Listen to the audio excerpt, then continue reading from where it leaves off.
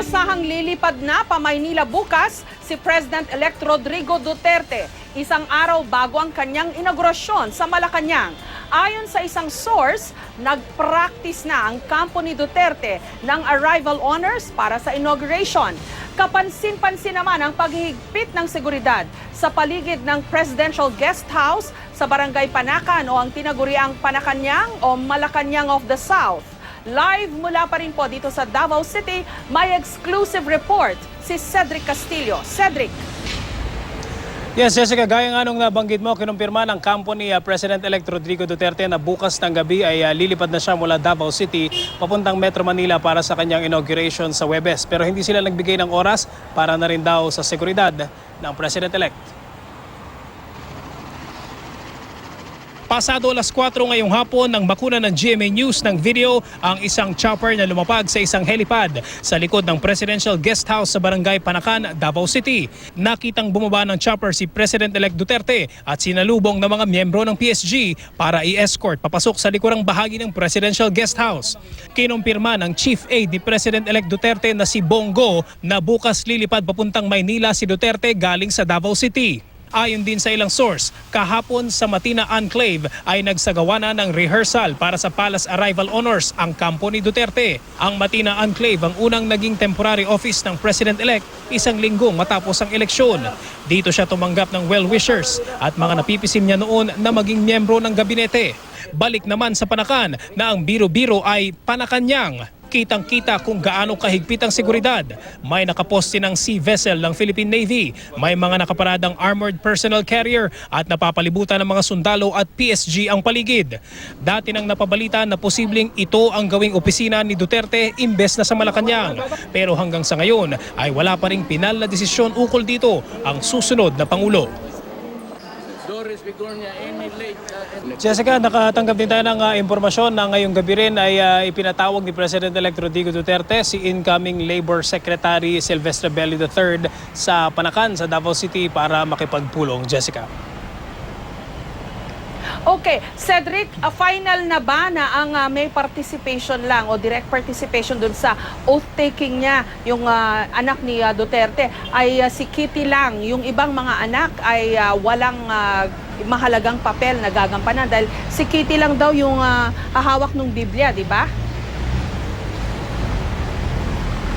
Yun ang hawak nating impormasyon, Jessica. Yun din yung impormasyon ay nilabas ng kampo ni President-elect na si Kitty yung hawak ng Biblia nung nanay ni President-elect Duterte. Although kung sasabihin natin o kung ang tanong is kung final na, at this point wala tayong masabi na final, Jessica. Even yung binigay na impormasyon na posibleng bukas ng gabi ang lipat ni President-elect pupunta sa Metro Manila mula dito sa Davao, hindi pa rin natin masasabi na final yan. Pwedeng bukas ang umaga magbago yung isip ng kampo. In fact, meron tayong mga nakausap na mga incoming members ng cabinet ni President-elect Duterte na nasa Metro Manila na ngayon. Ang sinabi nila, dyan na daw sila maghihintay sa Metro Manila para dun sa inauguration day. Pero kung ipapatawag daw sila ng President-elect, pwede daw sila bumalik sa Davao any moment, Jessica.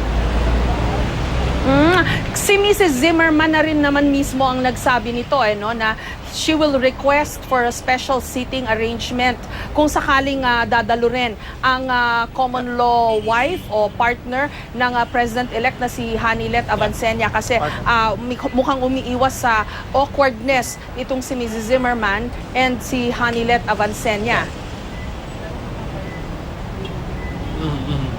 Tama yun, Jessica. Lumabas naman yung mga reports yan. Mismo nga ang ex-wife ni President-elect yun na nag-request ng ganyang special accommodation. Although sa panig naman ni Ms. Hanilet Avancenia, hindi pa tayo nakakuha ng kanyang reaksyon dun sa impormasyon na yan. In fact, hindi pa rin natin, on my part, hindi natin makumpirma sa ngayon kung si Hanilet ay pupunta o magkakaroon din ng appearance doon sa inauguration o inaugural rites, Jessica.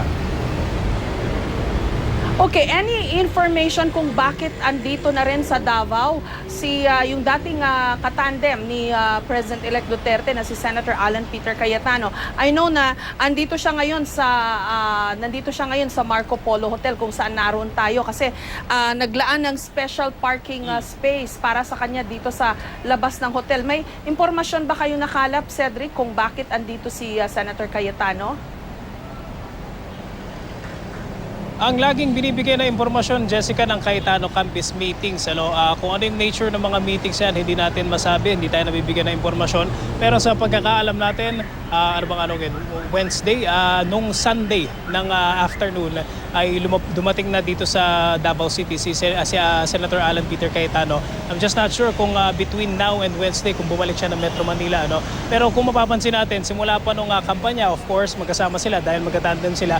After ng kampanya ay halos at least once a week nakikita natin si Senator Alan Peter Cayetano dito sa Davao City, Jessica. Okay, kasi yun din ang tinatanong ng marami kung ano ang magiging papel ni Senator Cayetano dito sa susunod na administrasyon. Given na may ban dun sa mga tumakbo, pero ang implications kasi yan, panay na nandito siya sa Davao, mukhang panay din ang meeting nila ng President-elect, di ba? Yeah, tama, Jessica. Ang alam natin na officially nanggaling naman sa Duterte camp is may ban pa rin naman si Senator Alan Peter Cayetano dahil natalo siya dun sa eleksyon, Pero ang minamataan para sa kanya ni President-elect Duterte is either DFA o DOJ kung di ako nagkakamali. Pero alam ko mas matunog yung as Secretary ng Foreign Affairs, but as of the moment ang dineklara na in acting capacity ay si Professor Yasay muna para sa DFA, Jessica.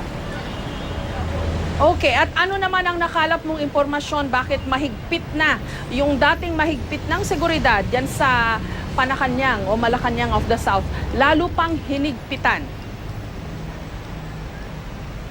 Yeah, tama, Jessica. Kanina yung mga nakausap natin na may alam dun sa nature, dun sa yung environment, sinasabi naman nila even before the elections nung active o nung kumbaga during the administration of Mayor Davao City Mayor Duterte ay meron na naman daw laging dumadating doon na vessel ng Navy kasi meron namang kampo doon ang Navy dahil yon ay installation talaga ng government. Ito ay presidential guest house na ipinatayo pa nung panahon ni former President Gloria Macapagal Arroyo. So yung kampong yun talaga tinitigilan ng mga vessel ng Navy, but days after ang binigay sa ating impormasyon, days after na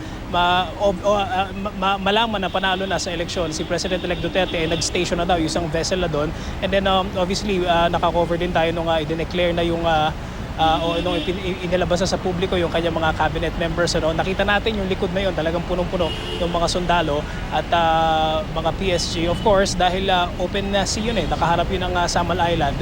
So alam naman natin, kailangan proteksyonan yung, kailangan siguraduhin yung seguridad ng President-elect Jessica. Maraming salamat sa iyo, Cedric Castillo,